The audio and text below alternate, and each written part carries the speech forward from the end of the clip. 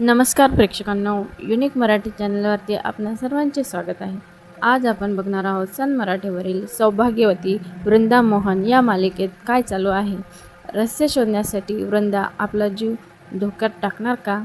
सौभाग्यवती वृंदा मोहन या मालिकेमध्ये मोहन म्हणजेच आपल्या पतीला शोधण्यासाठी आलेली वृंदा आपल्या पतीचं रहस्य शोधू शकणार का? पण असं काय रहस्य आहे ज्यामुळे वृंदाचा जीवावर येऊ शकतो?